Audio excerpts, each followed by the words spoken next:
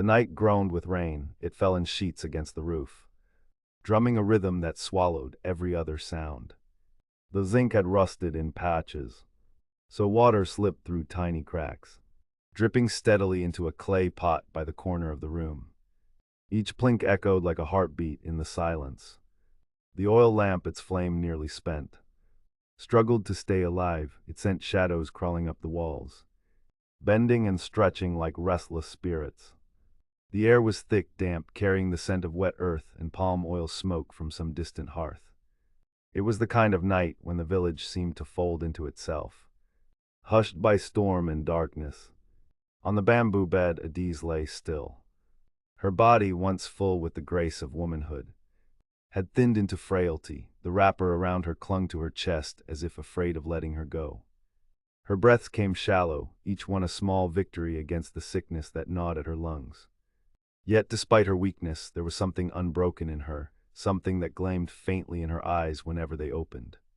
Beside her sat Chike. He had pulled a wooden stool close to the bed, but he did not sit like a man in mourning. His posture was tense, his arms folded, his foot tapping on the floorboards as though beating time against his own impatience. He leaned forward every few minutes, staring into her face, waiting, searching, listening. Adaeze turned slightly, her head sinking into the pillow. She could feel his gaze on her, heavy and demanding, like the storm pressing against the windows. For years she had grown used to that gaze, the way he looked at her as though she were a box with a key he could not find. Even now, on this night of all nights, it had not softened. He cleared his throat, breaking the rhythm of rain. "Adaeze," he said, voice low but firm. "We cannot go on like this, you know what I'm asking. You will not leave this world with secrets tied to your soul. Tell me the truth before it is too late." His words hung between them, neither sharp nor tender, just insistent.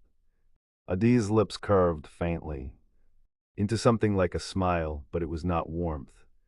It was a smile carved from years of endurance, from the quiet strength of a woman who had chosen silence over surrender.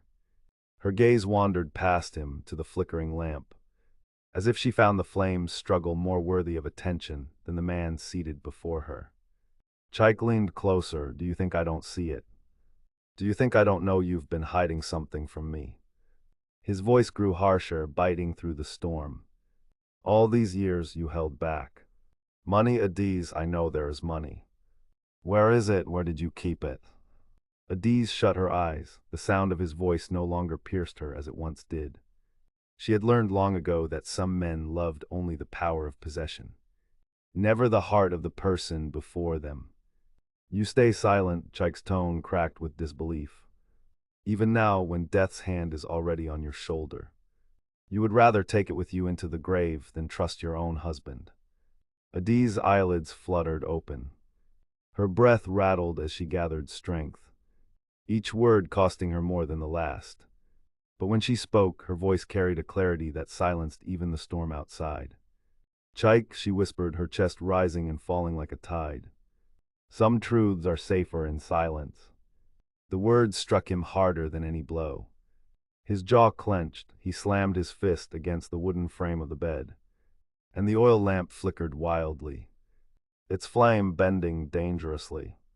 "Silence, is that what you offer me after everything? Years of labor, years of standing by your side, and now, when you owe me honesty, you give me silence." Adaeze turned her head slowly toward him, her eyes dull with sickness, yet sharp with memory, fixing on his. "Trust," she murmured, each syllable deliberate, "is not given, it is earned, and you—" "Chike," she coughed, the sound scraping her throat. Chike's breathing grew ragged, his chest rising and falling as though he had run a long distance. He wanted to shout, to argue, to remind her of his place as husband, as man of the house, but the words caught in his throat. For the first time in his life, he saw that she had already won, this woman lying fragile before him. This woman he thought he had mastered, had kept something beyond his reach. The rain outside grew heavier, pelting against the roof, drowning the silence inside. Adaeze closed her eyes again, her body sinking deeper into the mattress. but her lips remained curved in that faint, unyielding smile. Chike sat in the dim light, his hands trembling, his heart torn between fury and dread.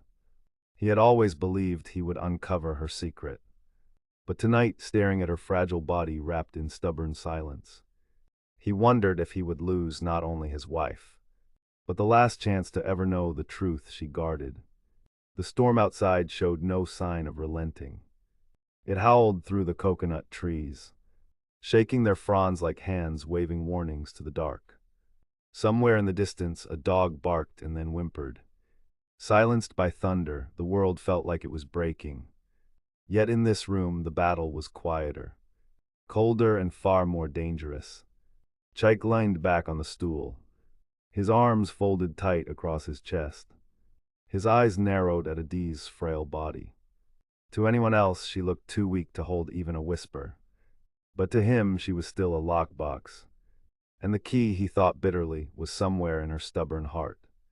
How many years had it been since he first suspected? He could not remember the exact moment. But he recalled the feeling, that gnawing sense that his wife was hiding something. The way she sometimes stayed longer at the market.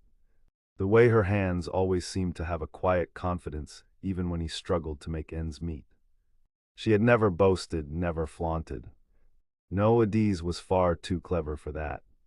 But Chike knew he had seen the small signs. There was the time he caught her staring into the distance with a strange smile. One that vanished the moment she noticed his gaze. Or the time she gave money to her sister Adaeze for medicine. Even though Chike himself had confessed he was broke that week. He had asked her then where did the money come from. She had said nothing, only looked at him with those unreadable eyes. He had laughed it off in front of Adaeze. But the seed of suspicion had planted itself deep. And now, years later, here they were. Adaeze at the edge of death and him, still shut out of whatever secret she had wrapped around herself. Chike clenched his fist. He thought of his debts, of the creditors who would soon be knocking, of the shame of a man who could not provide. If Adaeze truly had money tucked away somewhere, then her silence was not only betrayal, it was cruelty. His eyes softened for a moment, though he would never admit it. Beneath his anger there was a trembling fear. If she died without telling him, he would be left with nothing, nothing but emptiness. Shame and the haunting thought that she had never trusted him enough to share her life fully. Across from him, Adaeze stirred. Her breath wheezed in and out. But her mind was not with Chike. Her mind wandered, as it often did in these final days, to the path her life had taken. She remembered her younger self, bright-eyed, carrying baskets of palm fruit with laughter on her lips. She had believed in love then, believed that a man's promise was sacred, that words spoken under the cola tree were binding not only to man, but to the gods who listened. Chike had been handsome then, his laughter infectious. His dreams larger than life. He had spoken of wealth, of lands, of a home so wide that their children would never know hunger. And she, foolish in her youth, had believed him. But dreams had a way of turning to smoke. She remembered the first time he wasted money on a foolish venture, buying palm wine in bulk, hoping to sell at profit, only to drink half of it away with his friends. She remembered when he sold her mother's goat, promising he would replace it within weeks. Years had passed, and still the goat's absence was a wound in her memory. It was not poverty she despised. Poverty could be endured with dignity. It was recklessness, the careless squandering, the constant need to boast before men who mocked him behind his back. That was what made her resolve harden like stone. She had told herself long ago, Chike will never touch what I keep. Adaeze coughed, a harsh, rattling sound that tore her chest. Chike was at her side instantly, not with tenderness but with urgency. Adaeze, he said, his voice breaking, don't waste your strength on silence. Don't let me suffer shame while you carry answers in your chest. Tell me where it is, tell me. And I swear I will forgive you for hiding it all these years. She turned her head, her eyes glistening with unshed tears. Forgive, the word tasted bitter. Forgiveness was his gift to give. but never once had he asked for hers. Did he forget the nights she had gone hungry so he could play the generous man in front of his drinking companions? Did he forget how he had dismissed her worries with a wave of the hand, as though she were a child nagging him? Her lips trembled, but not with fear, with something deeper, sorrow, and a final acceptance. She knew she was leaving soon, and with her departure the secret would remain locked. She had carried it like a child in her womb, guarding it, feeding it with silence. Now she would carry it into the grave. Chike, still hovering over her, searched her face for any sign of softening, but all he saw was a quiet strength that angered him more than her silence. The storm outside lashed harder. Lightning flashed, illuminating the room for a brief moment. In that instant, Adaeze's face looked almost serene, as if the storm could not touch her anymore. Chike sat back again, his breath ragged. He pressed his hands against his face, torn between rage and despair. The secret was there within reach, in the fragile body before him, but his hands could not touch it. His words could not unlock it. His presence could not break her resolve. And that realization, more than her sickness, more than the storm, frightened him. For the first time, he began to fear not just death's shadow, but the shadow of being left with nothing but questions. The mourners had gone, the earth above her grave was still fresh. Dark and damp, they buried her with whispers of how faithful and quiet she had been, how she never raised her voice nor quarreled with her husband. But only she had known the weight of the secret she carried into the grave. 3 days later, when the husband returned to their bedroom, he pulled out her old wooden chest, the one she never allowed anyone to touch. The lock broke easily under his trembling hands. Inside, he found bundles of cash, gold trinkets and documents with his name written across them, but signed by someone else. His breath caught. Her handwriting wasn't hers. And just then, as he leaned closer to inspect the last folded paper, he heard it. A faint knock from the direction of her grave.